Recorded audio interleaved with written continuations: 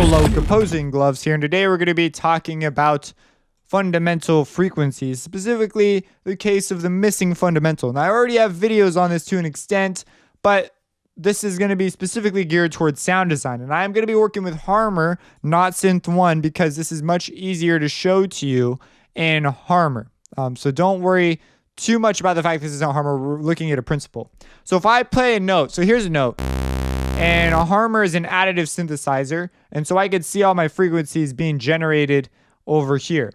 And we see here that I've got my spectrum. And we know from the harmonic series that our first note's called our first frequency in our spectrum is called the fundamental frequency. The second frequency is called the first harmonic.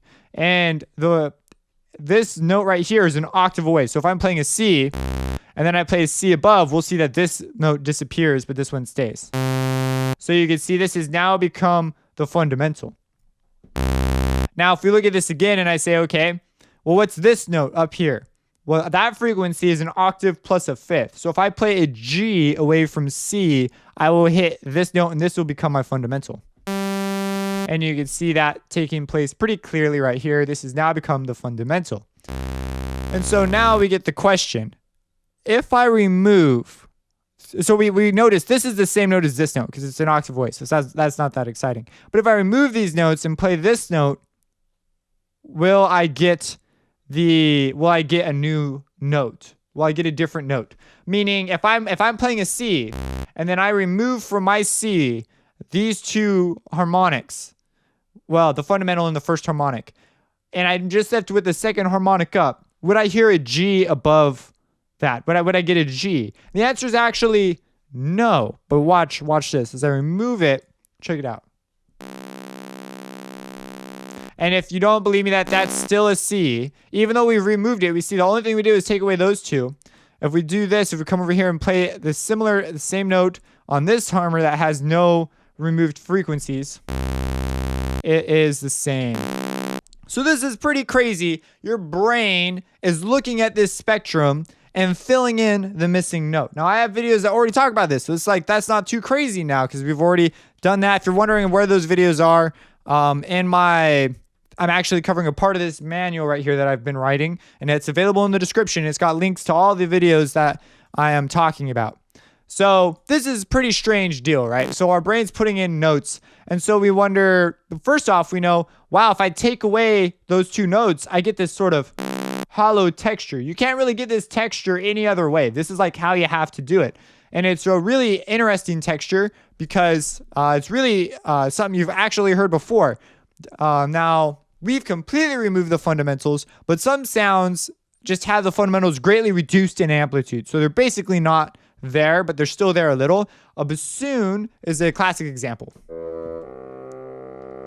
You can hear sort of a similar deal going on with bassoons where the fundamental has been greatly reduced, or if we whip open a tuner and greatly reduce the fundamental that way. So an EQ, a tuner. And if I were to remove this like so, we notice I can also achieve a similar result. So these are sounds you're used to hearing. And in fact, some instruments rely on these sounds. A bagpipe has this to some extent. The bassoon has this to some extent. And then I just showed you the most extreme example where we just straight up remove them. And I even have a sound design video for Harmor in which we create a bass lead using this idea. So you can go and check that out as well. Now, first let's answer the question, why is this true? Well, look at this, okay? Here's our remaining spectrum, right? Our ear analyzes this spectrum and deduces that that's the note.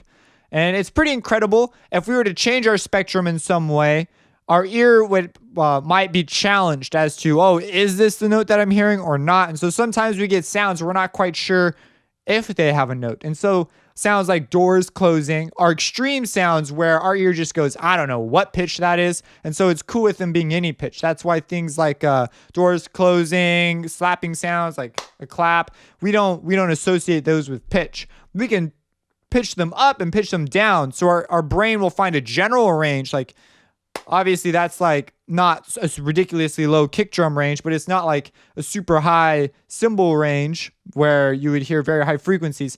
We know that it's in like a general range, but we can't associate it with a note. We have no way of determining it because the frequencies are so short and complicated. And so we just say that was just a burst of pressure in a room, right? That sound, we don't really, there wasn't too much of a pattern to it for us to determine a note. So here, if I play a note, so this is our remaining spectrum. Our ear hears this. If I play a C though, why when I play a G, does it sound like a G? Well, look at these. If I play a G, the harmonic spectrum shifts, and this octave shift causes a shift of the entire spectrum, and our ear can actually detect this. You see that none of these frequencies quite line up in the same spots, and so we determine this must be a different frequency. So the whole spectrum shifts. If we just remove these two frequencies here, this spectrum remains the same, and so we are able to say, no, that was the same note. And so this brings us to two ideas. That's why notes sound different, by the way, is the shift in the spectrum. And that's why when you remove things, they sound like they're the same note. So knowing this, we can do some pretty interesting things. For example, we can write a melody with a hollow timbre now, and we're able to determine the notes. And we infer it very quickly from the harmonic series going above it. Another thing that's pretty interesting is, what if we filter it out gradually? So for example, if I have a texture and then I apply a high pass filter to it, which is something we can do in Synth1, we will remove these first. Well, let's put it all the way down. And so this, we see we're removing frequencies as if they were each a layer, and so we call this a layered removal.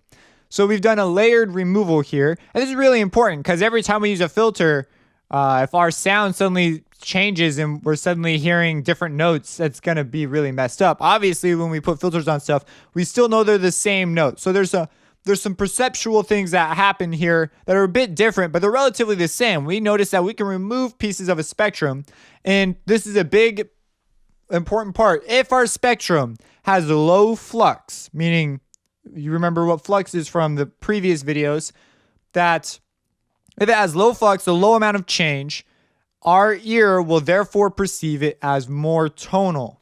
Given, especially if we remove frequencies, we are able to do this technique and remove frequencies if we have a very periodic waveform, is another way of sort of saying it. So we have low flux, not a lot is changing in this sound. So we're able to then add flux to our sound in perhaps ways that remove frequencies, and we're going to be totally okay.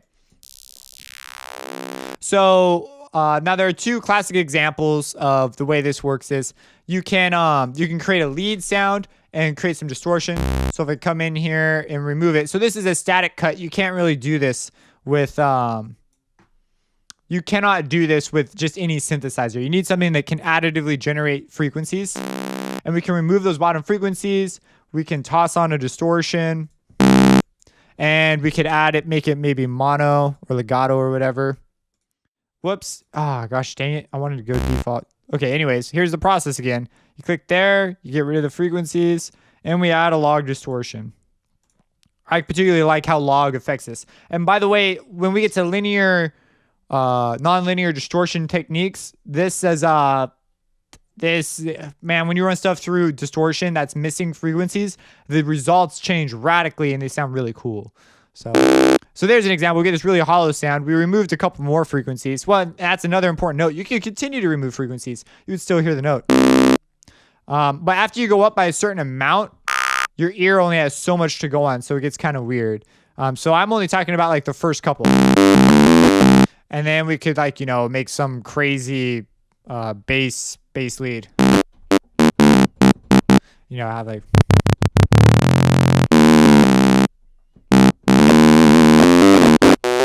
I don't know. This is a terrible example. But anyways, you get the idea. Look at that. It's a cool sound.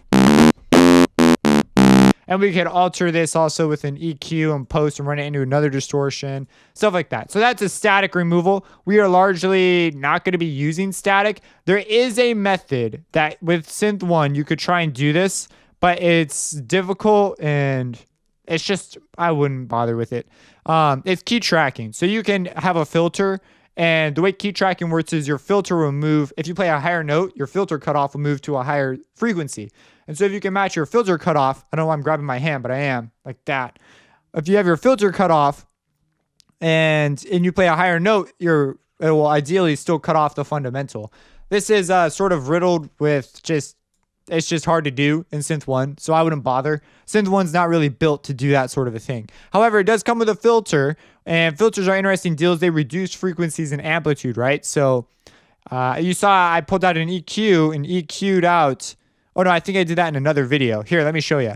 So we have this thing called the layered removal, and I've already shown you this to an extent. And so this is really valuable in that we can reveal a sound to the listener, and then so the listener has the sound in their mind. They already know what it sounds like, and then you can really mangle it up and do all sorts of filtering and stuff, and the listener will have a pretty solid idea of what pitch that sound is supposed to be. And so in Synth1 we also have a filter. If we like go through that, do like a high pass, we're able to accomplish similar textures. Let's do. And it gets pretty cool. When we talk about envelopes and more on filtering, we'll get into that. But I just want to show you these sorts of timbres we can accomplish. Now, if we have a sound that has a high amount of flux, so for example, let's take that bassoon sound and have it playing. Maybe lower. And then we go into our post-production. We go into our mixer and we open up an EQ. So we can dynamically reduce amplitude. Well, this isn't a dynamic EQ. That's a bad word. But we can reduce the amplitude of particular frequencies. So we would say, I'm going to reduce these. And you see there's supposed to be stuff over here, but it just isn't there in the bassoon. So it's sort of a weird deal. So perhaps let's use a piano instead. Because the bassoon already has a degree of this going on. So we'll go to pianos. Holy crap, why is this taking so long? I gotta figure that out. When I load up my template, it doesn't take this long. Alright, let's just grab another sound. Let's grab a bass clarinet. Oh, we got piano. Okay, let's grab our piano. We'll grab some sweet keys. Okay, here we go. So now I've got a note playing. Okay, there we go. There's our piano, okay? Holy crap. And that's not an FL thing, by the way, for those of you who like to point. That's, I have slow hard drives, and Contact is trying to read everything for some reason. I don't know what the deal is behind that, but it's a Contact-related thing. So there it is. We see our fundamentals right around here. I can accomplish a similar texture by removing like that. And we notice it becomes a lot more thin. This actually can be really useful in a mix when you need that part to pop out and you need this. This is already going to be full of like kicks and stuff, so you don't need all this piano stuff down here. But that's why people say the warmth of a sound usually lies down there, because if you do that, some masking increases and people associate that with being warm for some reason. So they'll say, oh yeah, you boost down here, you get a warm sound. You boost up here, you get a bright sound. And that's also why it's true that if you remove some of the low end, you also similarly get a bright sound, a more hollow sound. And it's hollow to me because I'm removing things. But this has a completely different aesthetic to it than boosting does. So there is a difference between boosting and cutting. Some people say you should never boost, you should always cut. I think that's bad advice. Sometimes a plugin will have a particular quality if you boost. So it's not always bad to boost. Just, be careful. It usually is better to cut for other reasons, such as headroom. You don't want to create a whole bunch of if you have a bunch of amplitude in one area of the spectrum, you're going to have a hard time mastering that because that area of the spectrum is always going to be loud. So it won't be that smooth. So there's other things to consider. But from a tonal perspective, it's bad advice. So, okay, this is what we have going on. So we can similarly create this. A static cut, however, we'd have to move it with it, so that'd be kind of annoying. And then the most common one is we do if we're playing sounds. We have that going on. And some filters, well, not some, almost every filter will have some frequency, and that's basically some resonance, which is a boost in the amplitude where the cutoff is. It could be related to where the cutoff is or in some other place. But then we get stuff like that going on, which is another common thing. Normally you have to compress that sort of stuff later on down the line because that's like a huge boost in amplitude unless the frequencies are already pretty soft to start with. So Anyways, that was a lot of stuff. I hope some of it made some sense to you. The big takeaways: you can accomplish these hollow textures through the use of a missing fundamental. Some sounds have it sort of built into their sound. And then we have these two concepts: a static removal, which allows us to create some pretty cool melodic lead sounds, which I have linked. If we go here, in these video examples, I have links to like the sound design videos that actually show you how to make those sounds. Some of them are older videos. And then also there's this, wow, that doesn't affect our sense of pitch. But if we have a sound with a lot of flux and we do a static removal, it could affect our sense of pitch, because if this is moving around, our ear's going to have a harder time figuring out what it is, and it will become less tonal. So you will be asked about this in the exercises, and I will also have a video where I will play sounds that have missing fundamentals and sounds that don't, and ask, which one is it?